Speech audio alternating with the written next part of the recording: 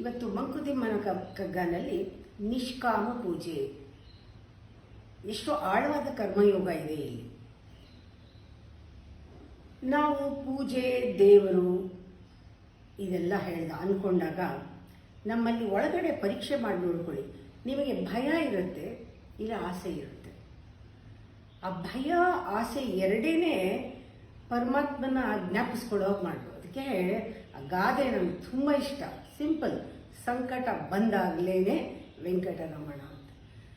ಈ ಗಾದೆ ನಾನು ಹೇಳ್ಬಿಟ್ಟು ನಕ್ಬಿಡ್ತೀವಿ, ಆದರೆ ಅದರ ಆಳಕ್ಕೆ ಹೋಗ್ಬೇಕು. ಯಾವಾಗಲೂ ವೇದಕ್ಕಿಂತ ಗಾದೆ ಆಳ ಅಂತಾರೆ. ಅದರಿಂದ ನಾವು ನೋಡಿದಾಗ ಈ ಭಯ ಇಲ್ಲದ ದೇವ್ರ ಜ್ಞಾಪಕನೇ ಬರಲ್ಲ.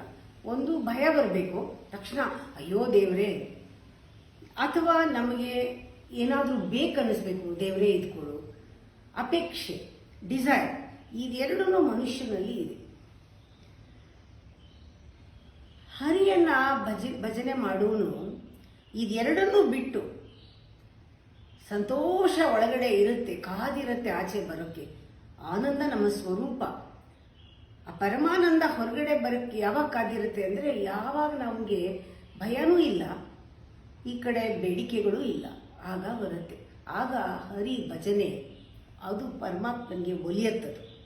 ಹರಿ ಭಜಕರಳು ಭಯದಿ ನೊಗೆದು ದೆನಿ ಬರ ಭಕುತಿ, ಭಯದಿ ನೊಗೆದು ದೆನಿ ಬರ ಭಕುತಿ.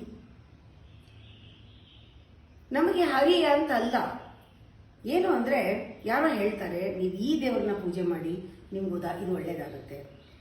ವಿದ್ಯೆಗೆ ಒಂದು ದೇವರು, ನಮಗೆ ತಕ್ಷಣ ಏನಾದರೂ ಕಾಯಿಲೆ ಬಂದಾಗ ಇನ್ನೊಂದು ದೇವರು, ಮಗು ಹುಟ್ಟಬೇಕು ಬೈಕೆ ಇದ್ದರೆ ಇನ್ನೊಂದು ದೇವರು, ಮದುವೆ ಆಗಬೇಕು ಕಲ್ಯಾಣೋತ್ಸವ ಮಾಡು ಈ ದೇವರಿಗೆ. ಹೀಗೆ ನಮಗೆ ಒಂದೊಂದು ಆಸೆ ತೀರ್ಸಕ್ಕೆ ಒಂದೊಂದು ದೇವರು. ನೋಡಿ ಮನುಷ್ಯ ಎಷ್ಟು ನಾವು ಕನಿಂಗ್ ಅಂತ. ಭಕ್ತಿ ವಿಚಾರ ಬೇಡ, ದೇವರನ್ನ ಹುಡ್ಕೋತೀವಿ, ದೇವರಿರೋ ಸ್ಥಳಗಳನ್ನ ಹುಡ್ಕೋತೀವಿ, ಮಹಿಮೆಗಳನ್ನ ನೋಡ್ಕೋತೀವಿ. ಈ ದೇವ್ರಿಗೆ ನಡ್ಕೊಂಡ್ರೆ ಇದು ಸಿಗತ್ತೆ, ಆ ದೇವ್ರಿಗೆ ನಡ್ಕೊಂಡ್ರೆ ಅದು ಸಿಗತ್ತೆ. ಈ ಹಕ್ಕಿ ಮರದಿಂದ ಮರಕ್ಕೆ ಅಥವಾ ಕೊಂಬೆಯಿಂದ ಕೊಂಬೆಗೆ ಹಾರುತ್ತಲ್ಲ, ಮರದ ಮೇಲಣ ಭಕ್ತಿ ಎನಿ ಬರದು ನೋಡಿ. ಒಂದು ಮರದಿಂದ ಇನ್ನೊಂದು ಮರಕ್ಕೆ, ಇನ್ನೊಂದು ಮರದಿಂದ ಒಂದು ಮರಕ್ಕೆ, ಯಾವುದ್ರಲ್ಲೂ ಸಮಾಧಾನ ಇಲ್ಲ ನಮಗೆ. ಇನ್ಯಾರಾದ್ರೂ ಏನಾದ್ರು ಹೇಳಿದ್ರೆ ಅದು ಮಾಡ್ತೀವಿ. ಹೀಗೆ ಪ್ರತಿಯೊಂದನ್ನು ಬದಲಾಯಿಸ್ತೀವಿ. ಕೆಲಸ ಬದಲಾಯಿಸೋರಿದ್ದಾರೆ, ಗುರುಗಳು ಬದಲಾಯಿಸೋರಿದ್ದಾರೆ. ಇಲ್ಲಿ ಹೋಗು ಅಲ್ಲಿ ಬಿಡು, ಇಲ್ಲಿ ಹೋಗು ಅಲ್ಲಿ ಬಿಡು, ಇದ್ರ ಮೇಲೆ ಒಂಚೂರು ದಿನ ನಂಬಿಕೆ, ಅದ್ರ ಮೇಲೆ ಒಂಚೂರು ದಿನ ನಂಬಿಕೆ. ಇದೆಲ್ಲ ಭಕ್ತಿ ಅಂತಾರ? ಖಂಡಿತ ಭಕ್ತಿ ಅನ್ನಲ್ಲ.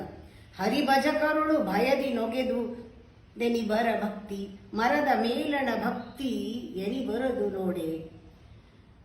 ಆದರೆ ನಾನು ಹೇಳ್ದಂಗೆ ಇದೆರಡು ಭಯನೂ ಇಲ್ಲದೆ, ನಮ್ಗೆ ಆಸೆನೂ ಇಲ್ಲದೆ ಇದ್ದಾಗ ಒಂದು ಸಂತೋಷ ನಮ್ಮಲ್ಲಿ, ಆ ಅನುರಾಗ, ಸಂತೋಷದ ಆ ಒಂದು ರಸ ನಮ್ಮೊಳಗಿದೆ. ಬರೀ ಸಂತೋಷದ ಅನುರಾಗದ ರಸ ನಿಜ ಭಕ್ತಿ. ಆ ಒಳಗಡೆ ಆ ಬಯಕೆ ಹೋದ ತಕ್ಷಣ ಪ್ರೇಮವಾಗ್ಬಿಡುತ್ತೆ. ಅಲ್ಲಿ ಅಟ್ಯಾಚ್ಮೆಂಟ್ ಹೋದ ತಕ್ಷಣ, ಮೋಹ ಹೋದ ತಕ್ಷಣ ಭಕ್ತಿ ಆಗ್ಬಿಡುತ್ತೆ. ಒಳಗಡೆ ನಮ್ಮ ಭಾವ ಆ ಒಂದು ಆನಂದವನ್ನು ತುಂಬಿಕೊಂಡು ಬರುತ್ತಲ್ಲ, ಅದು ಪರಮದಾಕರ್ಷೆ ಮಂಕುತಿಮ್ಮ, ಪರಮದಾಕರ್ಷೆ ಮಂಕುತಿಮ್ಮ. ಇವೆಲ್ಲವೂ ಕೂಡ ಬರೀ ಟೊಳ್ಳು, ಇದರಲ್ಲಿ ಏನೂ ಸಿಗಲ್ಲ. ಆದರೆ ನಾವು ಅದರ ಮೇಲೆ ಎಷ್ಟೊಂದು ಭಾರ ಹಾಕಿ ಹೋಗ್ತಾ ಇರ್ತೀವಿ. ಒಂದೊಂದು ಸತಿ ಮನುಷ್ಯ ಯಾವಾಗ ತಲೆ ಜಾಸ್ತಿ ಉಪಯೋಗಿಸ್ತಾನೆ, ಬಹಳ ಹೊರಗಡೆಯಿಂದ ನಾಲೆಡ್ಜ್ನ ಗ್ಯಾದರ್ ಮಾಡಿರ್ತಾನೆ, ಅವನಿಗೆ ಯಾವುದರಲ್ಲೂ ಆಶ್ಚರ್ಯ ಇಲ್ಲ. ಅವನು ಗ್ರೇಟ್ ಅಂತ ಏನು ಹೇಳ್ತಾನೆ ಅಂದರೆ nothing wonders me, nothing surprises me ಅಂತ. ಅಂದರೆ ಏನು, ನಾನು ಗ್ರೇಟ್ ಅಂತ. ಆದರೆ ಅಲ್ಲೇ ತಿಳ್ಕೋಬೇಕು, this is A kind of spiritual depth ಅಂತ. ಆ ವಂಡರ್, ಆಶ್ಚರ್ಯ, ಅದ್ಭುತ, ಆಮೇಲೆ ಆ ಒಂದು ಒಳಗಡೆಯಿಂದ ಬರಬೇಕು. ಆಹಾ ಎಷ್ಟು ಚೆನ್ನಾಗಿದೆ ಅನ್ನೋದು ನಾವು ಬಾಯ್ನಲ್ಲಿ ಹೇಳೋದಲ್ಲ, ಆ ಎಕ್ಸ್ಕ್ಲಮೇಟರಿ ಎಲ್ಲ ಬರೀ ಗ್ರಾಮರ್ದಲ್ಲ, ಒಳಗಿಂದ ಬರಬೇಕು. ಅರುಣೋದಯವನ್ನು ನೋಡಬೇಕಾದ್ರೆ ನಾವು ಕೆಲವು ಜಾಗಕ್ಕೆ ಹೋಗಿ ನೋಡ್ತೀವಿ, ಇವತ್ತೂ ಕಣ್ಣು ಮುಚ್ಚಿದ್ರೆ ಅಬ್ಬಾ ಆನಂದ, ಏನು ಆನಂದ ಪಟ್ವಿ. ರಾಮೇಶ್ವರದಲ್ಲಿ ಹೇಗಿತ್ತು, ದೂರದಿಂದ ಹಿಮಾಲಯ ನೋಡಿದಾಗ, ಹೋಗ್ತಾ ಇದ್ದಾಗ ಇಷ್ಟು ದೂರದಿಂದ ಇಷ್ಟು ದೊಡ್ಡದು ಕಾಣಿಸ್ತಾ ಇದೆ. ಇನ್ನು ಹತ್ರ ಹೋದರೆ ಇದರ ಎತ್ತರ ಏನಿರಬಹುದು ಕಲ್ಪನೆ ಮಾಡ್ಕೊಳಕ್ಕಾಗಲ್ಲ.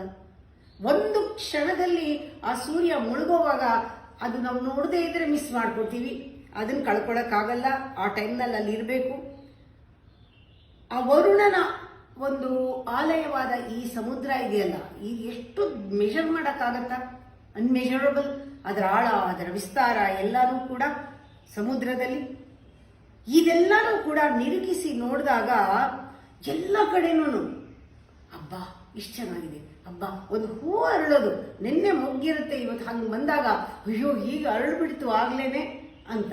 ಹೀಗೆ ಬೆರಗು, ಎಲ್ಲ ಕಡೆ ಬೆರಗು ಬೆರಗು ಬೆರಗು, ಬರೀ ಬೆರಗು ಅಷ್ಟೇ.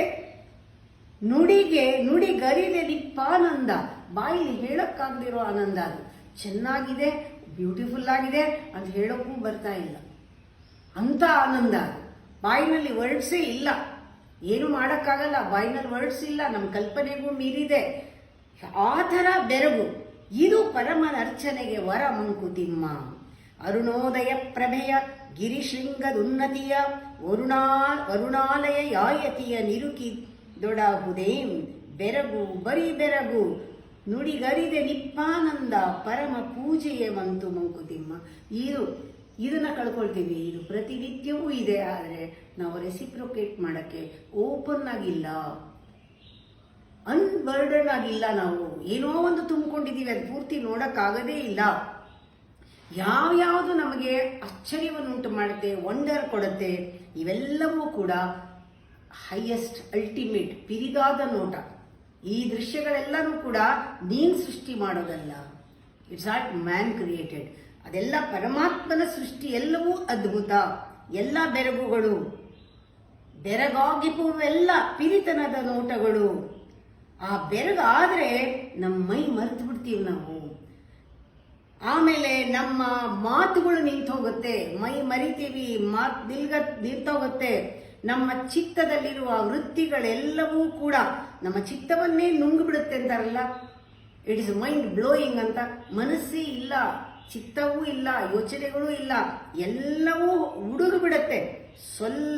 ಸೊಲ್ಲಣಗುವುದೇ ಮಾತಿಲ್ಲ, ಚಿತ್ತ ನುಂಗಲೋಗುವ, ಎಲ್ಲ ನುಂಗ್ಬಿಡುತ್ತೆ. ಅದರೊಂದೇ ಒಳಗಡೆ ಇರುವ ಶಾಂತಿ ಆಚೆ ಬರೋಕ್ಕೆ ಸಂಪೂರ್ಣ ಜಾಗ ಮಾಡಿಕೊಟ್ಬಿಡುತ್ತೆ. ಆ ಶಾಂತಿಯ ಕಾಂತಿ ಅದು ಭರಮನ ಅರ್ಚನೆಗೆ ವರ ಮಂಕುತಿಮ್ಮ. ಎಷ್ಟು ಚೆನ್ನಾಗಿದೆ ನೋಡಿ.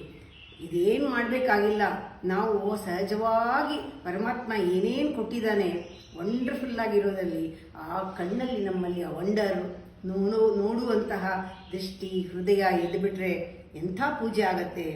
ಬೆರಗಾಗಿರುವೆಲ್ಲ ಪಿರಿತನದ ನೋಟಗಳು, ಬೆರಗೆ ಮೈ ಮರವೆ ಸೊಲ್ಲಣಗುವುದೇ ಸೊಗಸು, ಬೆರಗು ಚಿತ್ತವ ನುಂಗಲೊಗೆವ ಶಾಂತಿಯ ಕಾಂತಿ, ಪರಮನರ್ಚನೆಗೆ ವರ ಮಂಕುತಿಮ್ಮ. ಈ ಥರನೇ ನಾವು ಕೊಡೋದು ಹೇಗೆ? ಇವಾಗ ಪರಮಾತ್ಮ ಹೀಗೆ ಕೊಟ್ಟಿದ್ದಾನೆ, ನೀ ಯಾವ್ಯಾದ್ರಲ್ಲಿ ಆ ರೀತಿ ಕೊಡಬಹುದು, ಕೊಟ್ಟು ಸಾರ್ಥಕತೆಯನ್ನು ಪಡ್ಕೋಬಹುದು.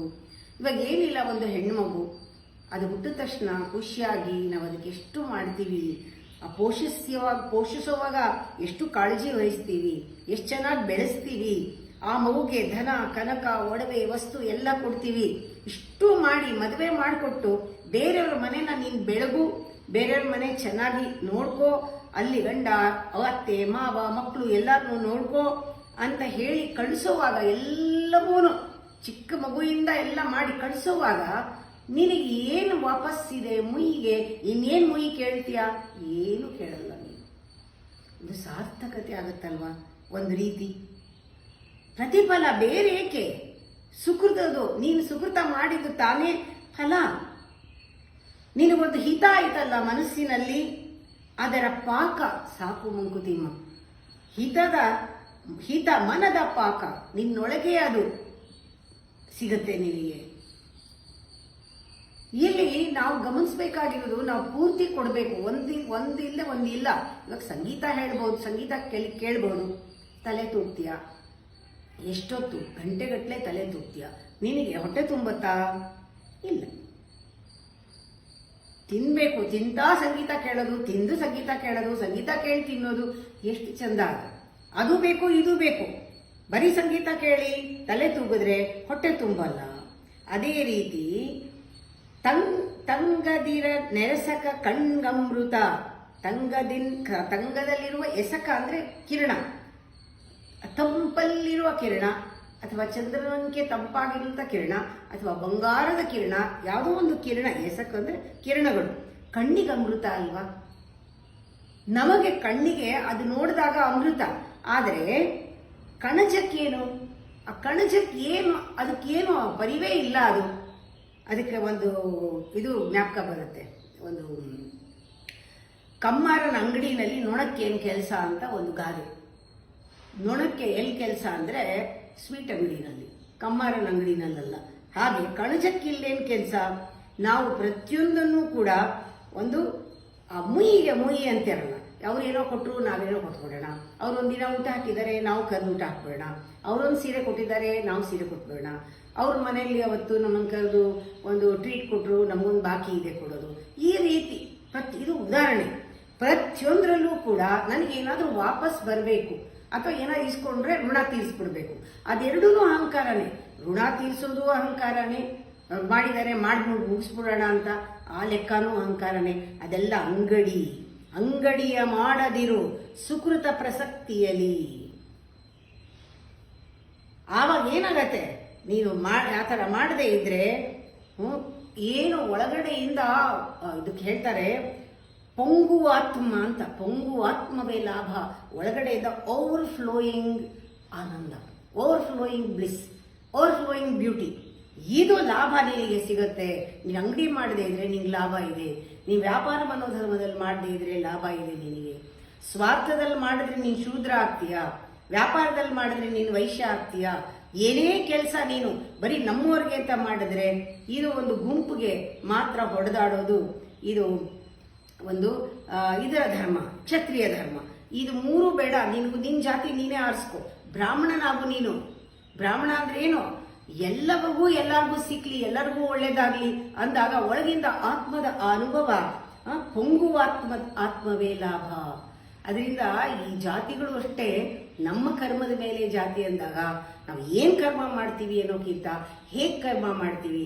ಸ್ವಾರ್ಥಿನ ಶೂದ್ರ ಕರ್ಮ, ವ್ಯಾಪಾರನ ವೈಶ್ಯ ಕರ್ಮ, ಒಂದು ಸ್ವಲ್ಪ ಜನಕ್ಕೆ ಮಾತ್ರ ಮಾಡ್ತೀವ ಕ್ಷತ್ರಿಯ ಕರ್ಮ. ಸರ್ವೇ ಜನ, ಎಲ್ಲರಿಗೂ ಮಾಡ್ತೀನಿ ನಾನು, ಎಲ್ಲರೂ ಬೇಕು, ಎಲ್ಲರದು ನಂದು ಅಂತ ಬಂದಾಗ ಆತ್ಮದ ಅನುಭವ ಆಗದೆ ಇರುತ್ತಾ. ಇದೇ ನಿಷ್ಕಾಮ ಪೂಜೆ.